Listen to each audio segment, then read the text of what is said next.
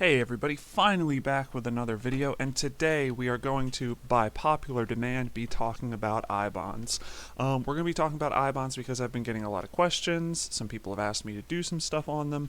Inflation is a big issue right now, and these deal with inflation, and because the market is so crazy, people are looking for somewhere to put their money to get some kind of return. So without further ado, let's get on into it. First of all, what is an I-bond? An I-bond is a Series I savings bond from the United States government. It is a bond that is linked to inflation. It is not to be confused with the more common Series EE savings bonds, which are like, your grandfather's savings bond, where if you buy it and hold it for at least 20 years, it's guaranteed to double in value. It is the same basic category in that it's a savings bond, but it's very different in all other aspects.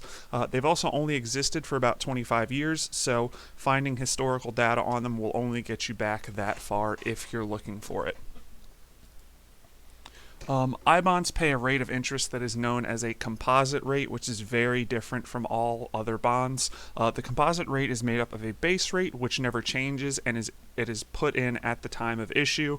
For example, right now there is a base rate of 0 on I-bonds, but in the past they have been higher, like 0.5%, things like that.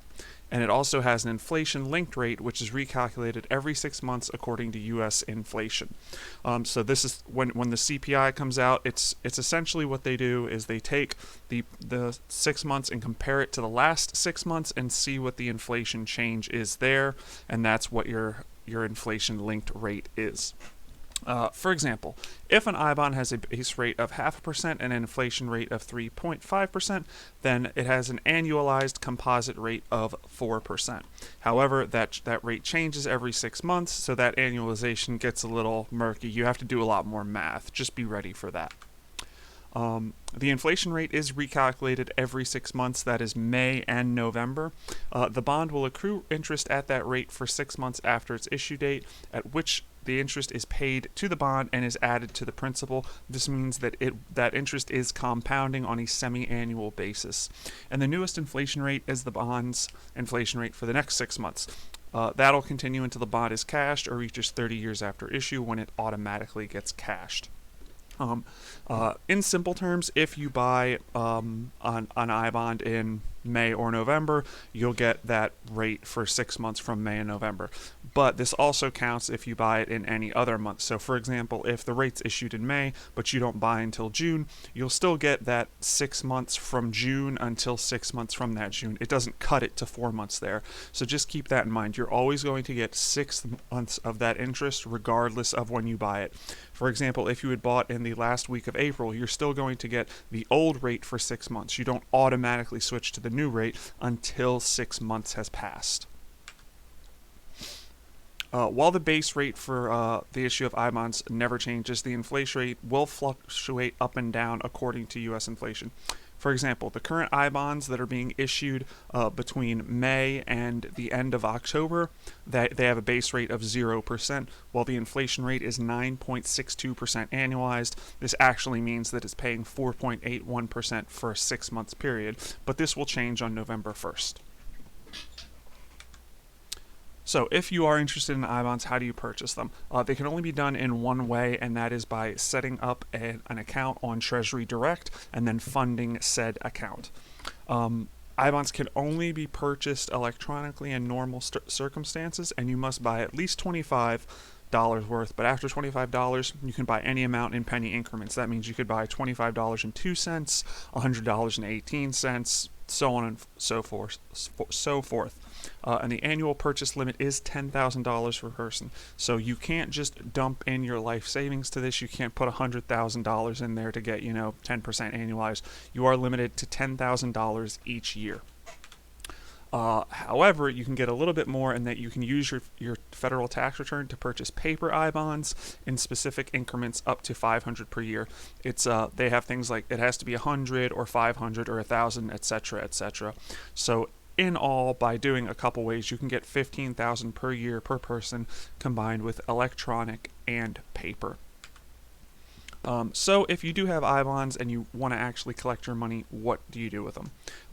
First of all, they have to be held for a minimum of 12 months. You cannot cash them before 12 months. You just can't. There are some weird like stipulations you can read through to see where, if a person dies or some weird things happen, this kind of gets muddy, but in general, 99.99% of cases, you got to hold them for at least 12 months. Now, once you've hit 12 months, they can be cashed between 12 and 60 months, 1 and 5 years, with a most recent 3 months of interest penalty. For example, if you have them, you've held them for 15 months, you want to cash it in, then you actually only get 12 months of interest because you have to pay. You don't get paid the last 3 months of interest. However, if you hold them for at least 60 months, that is 5 years, there is no penalty. So, if you've held them for 5 years and a day, you will get all of the interest that you've accrued. Now, I-bonds are very interesting as a tax instrument because they're different from pretty much every other bond. They are exempt from state and local income taxes, but fully taxable at the federal level, similar to pretty much all other Treasury instruments. However, you can choose to defer the federal taxes until the bonds are cashed, which could possibly save you money if you're close to retirement because your tax bracket may drop. For example, if you're making, 6 figures now, but you're going to retire in 6 years and you're only going to be making, 30 or 40 grand a year, your tax bracket might drop and you might be able to save yourself, 10% of what you would have paid if you had paid them normally, which we can see here. Alternatively, you can simply pay the interest every year. This is really going to depend on the person. For example, if you're really low income and your tax bracket isn't going to change, or it might go up later, you might just want to pay the interest every year as you would with everything else. There are some other weird stipulations with them. For example, if you are using the interest to pay for education expenses, in some cases it becomes tax-free, so you might want to look into that further, as that could be something that might work for you. So when it comes right down to it, who should be buying I-bonds? There are a few groups of people who this would work really well for. The biggest one is if you have up to 10 grand that would just sit in a savings account or some other similar state for 12 or more months, I-bonds are probably a good idea. They're paying a lot better than a savings account rate, and they're paying a lot more than CDs. So, it comes, why would you buy a 12-month or a 15 or an 18 or a 24-month CD when you could just buy the I-bonds and it's locked up for the same amount of time and you're making 5 to 10 times more in your rate? Also, if you want to get a decent short-term return and possibly decent longer-term return, you can defer taxes for a number of years. One thing to note is that while that short-term return is guaranteed, these are essentially risk-free instruments. The only way you don't get your money back is if the U.S. government fails. The longer-term returns could be, slim to none. For example, if we enter a deflationary environment, your return is going to be 0%. But it is good to note that these are essentially a risk-free instrument. The interest can never become negative, and you'll never lose your initial investment unless something catastrophic happens to the government. And the last case, which is for a lot of people, is just if you're extremely risk averse. Again, these are essentially risk-free instruments. You're not going to lose your principal unless the sky starts falling. And here there's some further information. If this is as I said, this is not an exhaustive list, but it is a general overview. But these are some Treasury Direct links where they have FAQs, they give you charts, stuff like that. But yeah, so if you're really risk averse, if you're looking for somewhere to stash, you've already got your emergency fund, you've got some cash left over, I-bonds might be something for you.